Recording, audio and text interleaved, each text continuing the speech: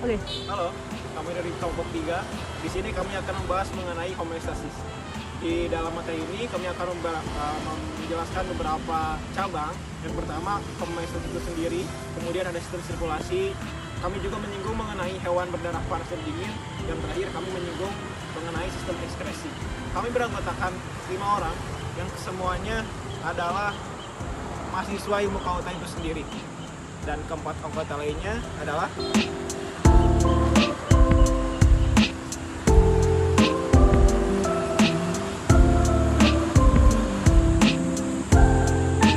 Untuk materi yang pertama, saya akan membawakan homeostasis. Pengertian homeostasis adalah proses mekanisme yang dilakukan makhluk hidup untuk mempertahankan kondisi konstan agar tubuhnya dapat berfungsi dengan normal, meskipun terjadi perubahan pada lingkungan dalam atau di luar tubuh. Kondisi konstan ini meliputi berbagai variabel seperti suhu tubuh dan keseimbangan cairan tubuh yang dijaga dalam batas yang telah ditentukan, yang telah disebut rentang homeostasis. Contoh homeostasis terbagi menjadi 3, yaitu pH cairan ekstrakulukuler, konsentrasi ion natrium, kalium dan kalsium, kadar gula darah. Hal-hal ini perlu dijaga meskipun lingkungan, diet dan aktivitas tubuh terus berubah. Setiap variabel ini dikendalikan oleh suatu atau beberapa mekanisme yang bersama-sama mempertahankan kehidupan. Diagram dari homeostasis, diagram yang menggambarkan perubahan glukosa menjadi glikogen dan sebaliknya untuk menjaga kadar gula darah tetap konstan meskipun terjadi fluktuasi akibat makanan atau berpuasa.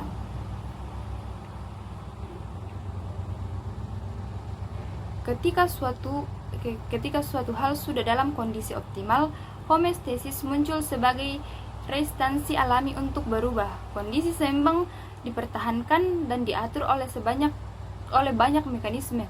Semua mekanisme yang mengendalikan homeostasis memiliki setidaknya 3 komponen yang saling bergantung, yaitu reseptor, pusat kendali, dan efektor, yang masing-masing dimiliki untuk setiap variabel yang diatur.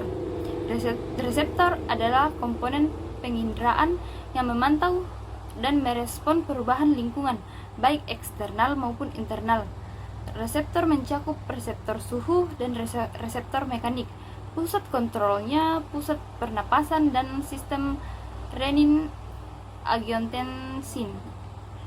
Efektor adalah target yang ditindaklanjuti sehingga perubahan dikendalikan ke keadaan normal. Selanjutnya ada mekanisme. Variasi sirkadian pada suhu tubuh yang berkisar sekitar 37,5 derajat Celcius dari pukul 10 hingga 18 dan turun menjadi sekitar 36,4 derajat Celcius pada pukul 2 hingga 6.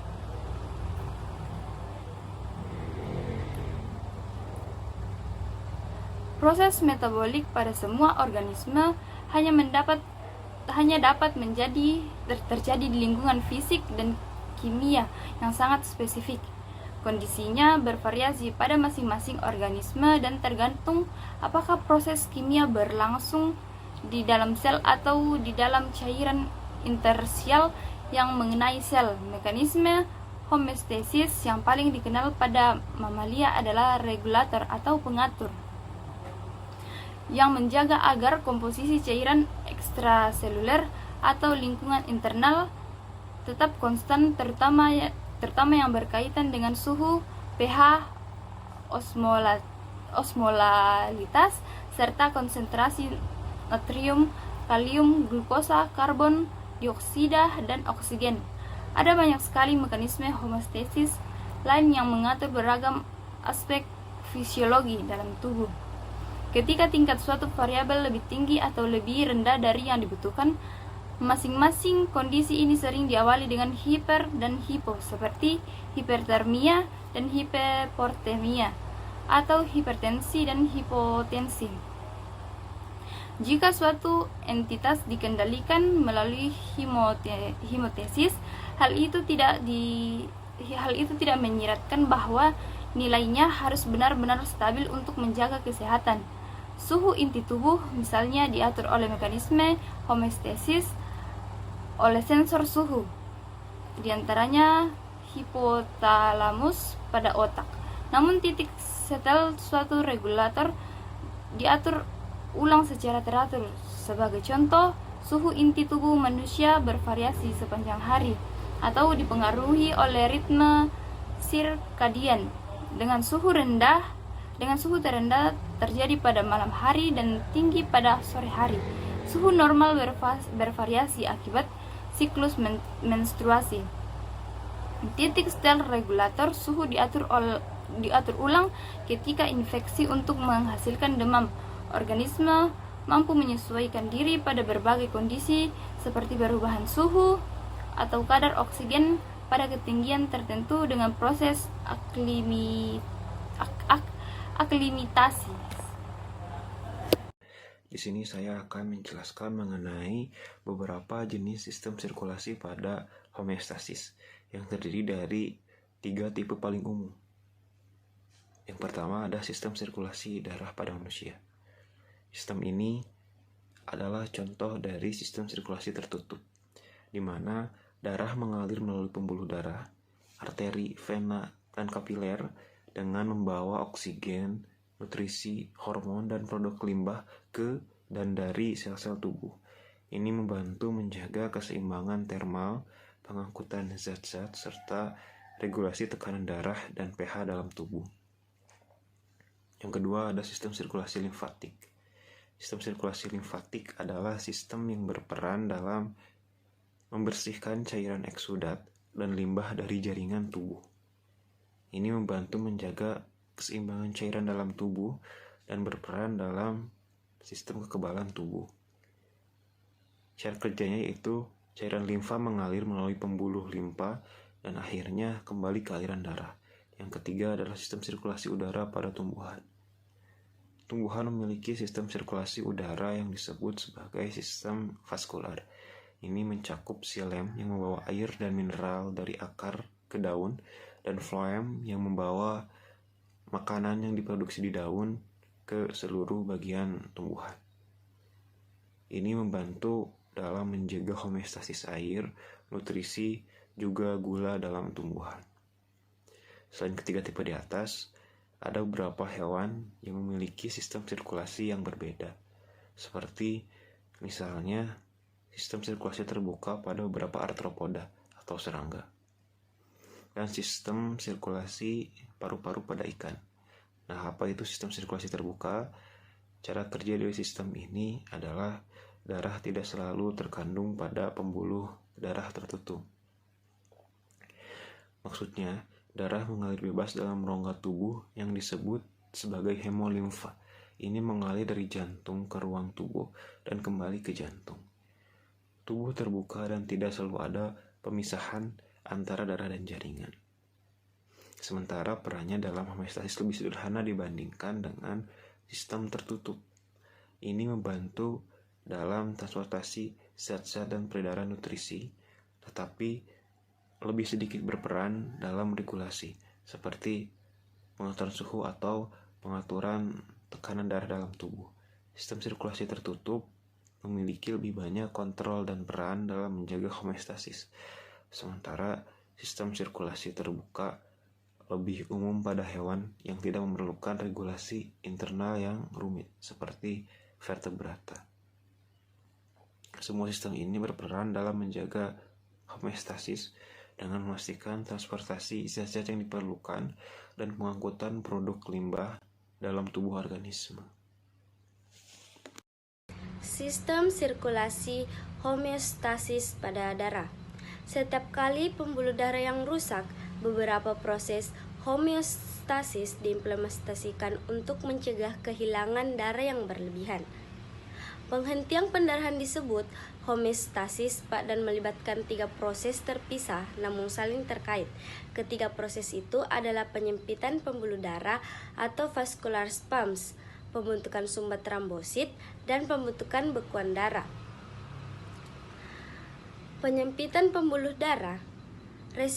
Respon pertama ketika terjadinya pembuluh darah yang rusak adalah penyempitan pembuluh darah yang dihasilkan oleh kontraksi otot polos pada dinding pembuluh darah.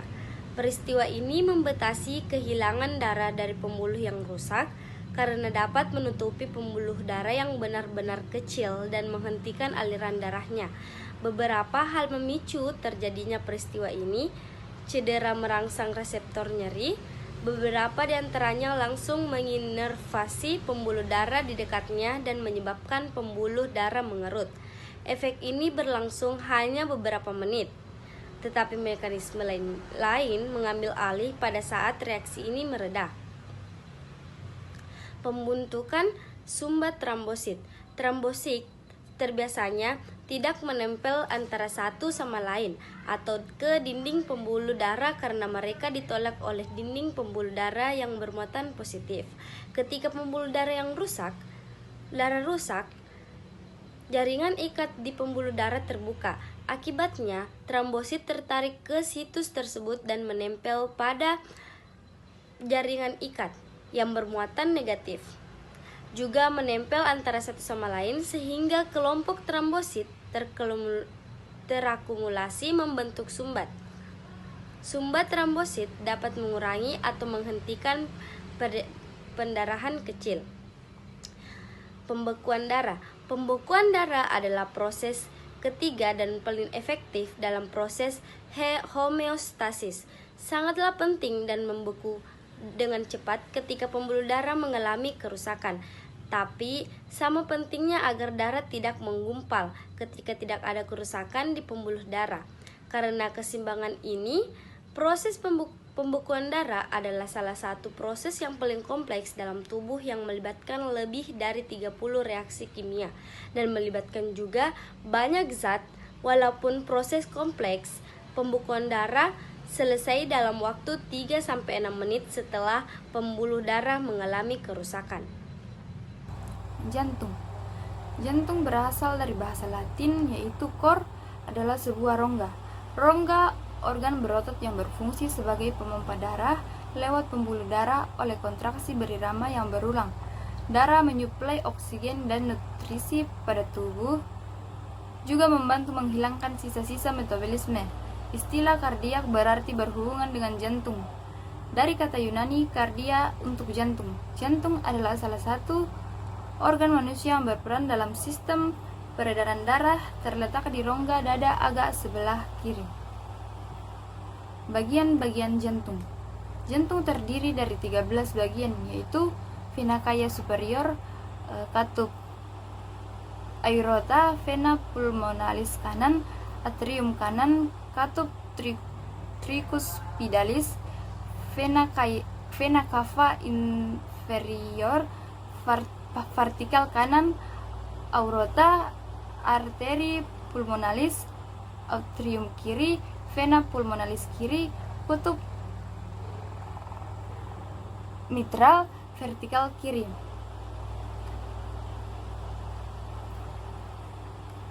Pada manusia, mamalia, dan burung, jantung dibagi menjadi 4 ruas: atrium atas kanan dan kiri, dan vertikal bawah kanan dan kiri.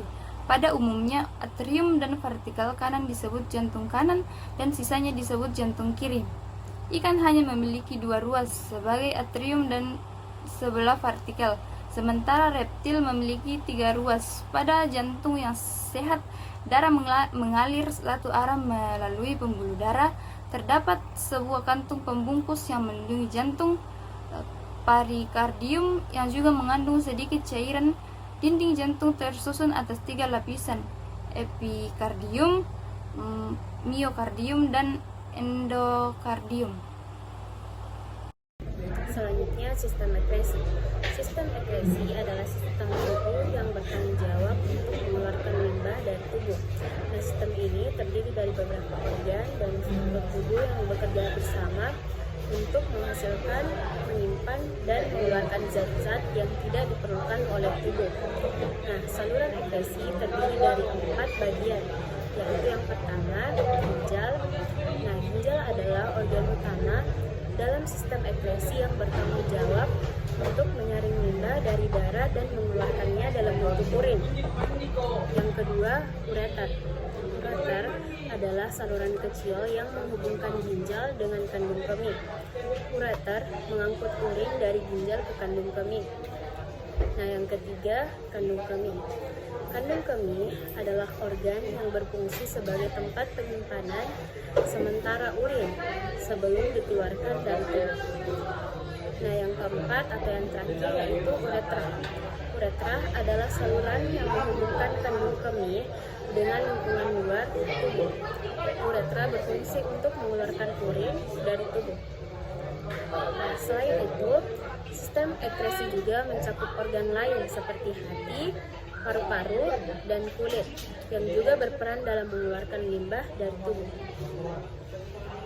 Adapun cara kerja sistem ekskresi, ginjal memproses darah yang mengalir melalui pembuluh darah yang sangat halus atau biasa disebut dengan glomerulusus.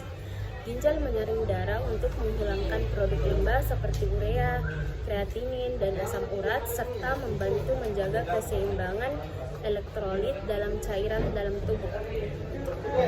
Setelah melalui proses penyaringan, produk limbah dalam kelebihan air dan elektrolit akan bergerak menuju saluran keluar atau tubulus renal.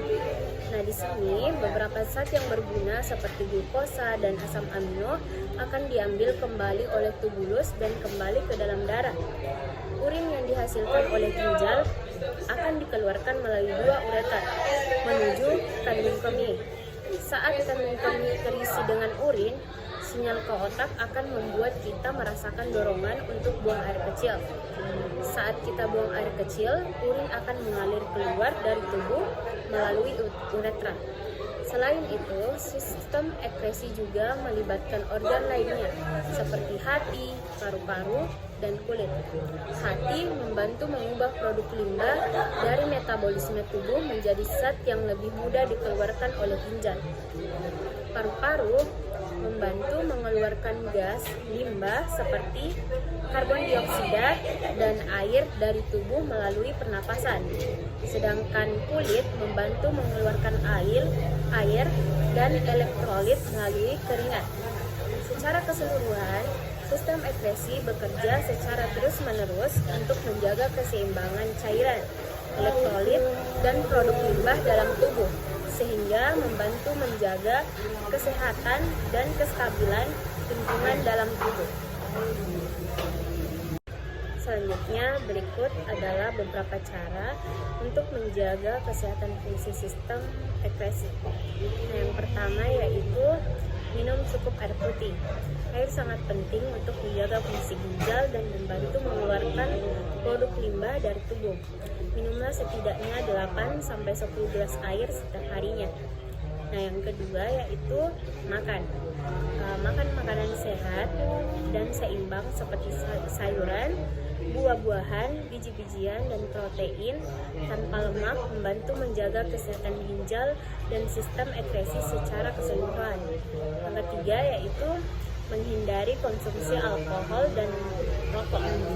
Konsumsi alkohol dan rokok dapat merusak fungsi ginjal dan sistem ekskresi sehingga sebaiknya dihindari. Yang keempat yaitu berolahraga. Berolahraga secara teratur membantu meningkatkan sirkulasi darah dan membantu menjaga kesehatan sistem ekskresi. Selanjutnya adalah hewan berdarah dingin dan berdarah panas. Nah, yang dimaksudkan itu adalah darah panas dan darah dingin ini merupakan istilah golongan hewan yang berdasarkan cara beradaptasi dari suhu lingkungan. Hewan berdarah dingin ini juga disebut sebagai poikiloterm, dan untuk hewan berdarah panas disebut sebagai homeotherm. Nah, selanjutnya adalah hewan homeotherm atau berdarah panas, yang dimana kemampuan hewan yang dapat mengatur suhu tubuhnya terhadap lingkungan. Nah, kemampuan ini membuat hewan Hewan tersebut berkeringat ketika suhu panas dan kedinginan ketika suhu dingin. Namun, hewan-hewan berdarah panas dapat menurunkan suhu tubuhnya ketika suhu lingkungan sedang tinggi atau sebaliknya. Nah, ada dua respon utama terhadap fluktuasi suhu lingkungan yang ditujukan oleh hewan, yaitu poikilotermi dan hemotermi. Karena hewan politermi tidak memiliki sarana fisiologis untuk menghasilkan panas, suhu tubuh hewan ini cenderung menyesuaikan dengan suhu lingkungan luar tanpa adanya invertasi perilaku. Contohnya poikiloterm atau contoh poikiloterm termasuk hewan berdarah dingin seperti kebanyakan ikan, amfibi, dan reptil. Di sisi lain, hewan homeotermik memiliki adaptasi fisiologis spesifik untuk mengatur suhu tubuh mereka. Suhu tubuh hewan hemotermik tidak berfluktuasi sebanyak suhu tubuh hewan poikiloterm. Memang benar, semua hewan hemotermik mempertahankan suhu tubuh tinggi yang pada kisaran 36 hingga 42 derajat, dan termasuk hewan berdarah panas seperti burung dan mamalia. Nah, poikilotermi juga dikenal sebagai ektotermik karena panas tubuh mereka berasal secara eksklusif dari lingkungan luarnya. Ketergantungan termal eksternal ini memungkinkan mereka menerapkan termoregulasi perilaku dengan perpindahan antar area dengan suhu lebih rendah dan lebih tinggi, dan mengubah posisi tubuh untuk menyesuaikan pertukaran panas melalui konduksi dan radiasi. Misalnya, penyu kayu bergerak setiap hari ke dalam pembukaan hutan untuk berjemur dan meningkatkan suhu tubuhnya. Namun kembali ke sungai pada malam hari karena suhu air tidak turun sebanyak suhu udara. Nah, termoregulasi berperilaku pada hewan poikiloterm dapat menghasilkan suhu tubuh rata-rata berkelanjutan yang optimal untuk aktivitas metabolisme penting seperti makan dan bergerak. Hal ini menggambarkan kelompok ular dan ular Derrick sedivender neonatus atau Crotalus cerates yang berkumpul sebagai kelompok bola selama periode waktu menjelang pelepasan pertama. Suhu inti bola tetap stabil atau rata-rata 31,4 kurang lebih 2 derajat Celcius selama periode 5 jam selama hari terpanas. Sementara suhu yang diukur di luar bola melebihi 42 derajat Celcius, suhu maksimum kritis yang mematikan bagi ular-ular ini. Hewan homeotermik juga menggunakan termoregulasi perilaku, yaitu pemilihan habitat untuk menyesuaikan suhu tubuh mereka. Namun, tidak seperti hewan poikiloterm, mereka tidak hanya bergantung pada lingkungan luar sebagai sumber panas tubuh. Sebaliknya, hewan hemotermik menggunakan mekanisme fisiologis untuk mengatur suhu tubuh mereka secara independen dari suhu lingkungan. Ketika suhu lingkungan yang rendah mengancam untuk mendinginkan suhu tubuh yang diaturkan secara berlebihan. Hewan hemotermik memiliki beberapa strategi untuk menambah dan menghemat panas tubuh.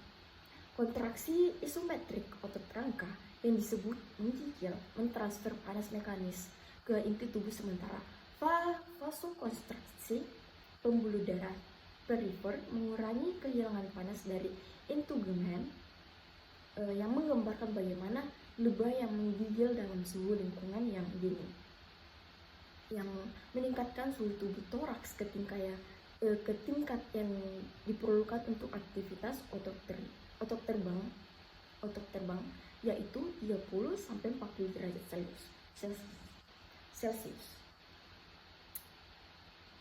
Selain itu, beberapa homeotermik diadaptasi untuk termogenesis tidak menggigil, suatu proses metabolisme di mana jaringan adiposa coklat dikatabolisme bukan untuk sintesis ATP, tetapi untuk produksi panas yang ketika suhu lingkungan meningkat, hewan homeotermik menggunakan pendinginan evaporatif melalui keringat dan atau terenga-renga terengah-engah untuk mengatur suhu tubuh, dan juga melebarkan pembuluh darah permukaan untuk meningkatkan kehilangan panas.